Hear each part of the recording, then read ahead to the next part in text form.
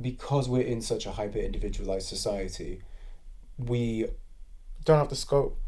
it's not about not having the scope, because it's if I'm capable of this, so is literally everybody else. It's more that people choose not to.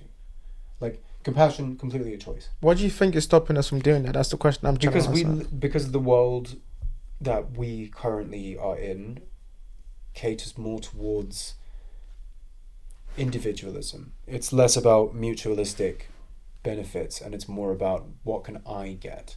How do I benefit from this? I think two things. I think that might be a self-fulfilling prophecy that we're having on ourselves, right? Yeah. Because if we keep thinking, what can I get? Then we will never have the opportunity to like look out, like you're saying. Like, well, what do you need? What do you need? And so it becomes a thing where everyone is looking for what can I get, and we start like thinking everyone is doing that. But I feel like... But we're saying that like it hasn't already happened is the thing. And I'm not saying that as if like... Because again, that's really cynical. But... Exactly, that's how I was pushing my Yeah, no, of course. I get what you're saying. Like, Jeff, believe me, I know it sounds cynical. It's not cynical, you explained it really well. Because, like, it's more nuanced than that. Because my argument is, like, I'm trying so desperately to point out the, like, just the sheer pointlessness of cynicism. Like, it is literally a trap. Like, nihilism, cynicism, they're traps that you fall So how into. do you overcome those traps and change? Like, you've obviously gone through that because... Yeah, but I fall back into it all the time. It's a continuously evolving trap. But there's things It's a trap that changes with time. Because of the experiences that you go through. Yeah. Like, that's why I use the example of my mum having cancer. Like, that is a trap. That's what made me fall back into cynicism, back into nihilism. I'm probably going to fall right back into it when it does come through. I might fall back into it tomorrow. I don't know. But you have But you've got like realizations, and like you're more... Yeah, I try to keep this in the back of my mind because it helps me get through. Because also it's like, it's reminding myself that it's not static. Like, you know... It's ever changing. Yeah, it's ever changing. Yeah. Like, and... in that sense, like, it's so easy to perceive what I'm saying as incredibly cynical. I understand that it kind of does sound really, really, really cynical, but realistically, it's not. I don't think it sounds cynical. More like, I consider it as like, it's just being, because you can blindly ignore, you know, the negatives in your life. You can choose to squash them down and not air them, but then all that does is they fester. Inside of you, and you blow up at some point. Absolutely. And what the hell good does that do anybody? Yeah. Especially you. Yeah. Like, the whole point of inventing language was to communicate fucking... But what I would say is, right, is that, and I agree with you, and I think what I would say is... connection. Yes. And that's the struggle, is that, is this person that I'm talking to at work, even though I work with them, are they really there, incentivized to bother listening to me? Yeah. And that's really depressing. Because it's like, dude, like, I like to believe that if someone comes to me and, like, just randomly they're like, oh, this is happening to me, I'd hear them out at least. Like, you know, but I feel that isn't really a universal concept as much. It's almost like, what can you offer me in return? Sort of, like, we operate in almost like a continuous exchange. But I guess we've all been at that other stage then, where we kind of like were cold to other people and we just like push them away, like the kind of reaction you're saying. Of course. How do we balance that? How do we make the change from one to the other? For people, just because you're not shown compassion doesn't mean that you shouldn't equally show somebody else compassion. Of course I say that, but then, like, let's flip it on its head and say, herder, but what if you know, I was being tortured? You're telling me to show compassion to my torturer?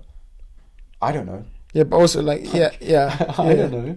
Because it's for you, not for them. I'm not saying it's a rule. Like, I'm just, you know... But I don't know. That's kind of brings into, like, I know you're not religious, but, like, the Jesus kind of turned the other cheek. It's like, it's not a rule for them. It's a rule for you. Yeah. Like, you're showing compassion because that saves you from the anger and the hatred that you... Because the grudge is poison. Exactly. And you just know you have a terrible work of life. So it's like, how about we have this perception of it, which is better for the soul? I think...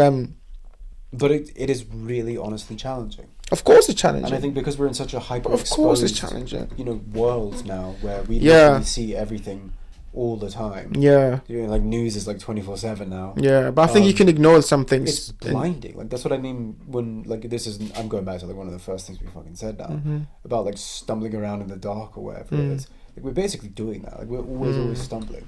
And because our world is almost designed to be like that presently, or at least it can be. It can be, and I think that's the Can only be. pushback I'd give. Is Yeah. that like the I'm not aspects saying of our like it's a world. rule of anything, because it can be. Like I'm literally an example of where it's not. Like I don't have any social media at all. Like I have WhatsApp, but that's because I have a phone number. But I think it's more like these tools that we have, social media and all these things, right? It's more the person using them and how their mental state is. Yeah. Obviously, it can go to a certain event where you're using it too much and it doesn't affect Yeah. you negatively. Yeah. And you got to be able to watch out for that. But also, don't forget, we do live in A connected society. a connected society, but also we live in a world that largely functions on outrage culture now, where like because of, and this isn't necessarily, I would say, like I don't. But do we? I'd I'd push back and say that. Here's my thing, right? I don't necessarily think that like websites and social media stuff is explicitly pulling the strings on society. Or Yes. whatever. Because of the fact that like at the end of the day, a lot of it is algorithmically generated by AI. Yeah, so it also is our incentives. Yeah, like It's if it our- gets a strong reaction out of you, it doesn't read this as, oh, it's negative. It just reads this as, oh, this is a strong reaction. I should show this to somebody else. Or like I should show you more of these things. But then is the thing that Like- gives us strong reactions amplified in a negative way.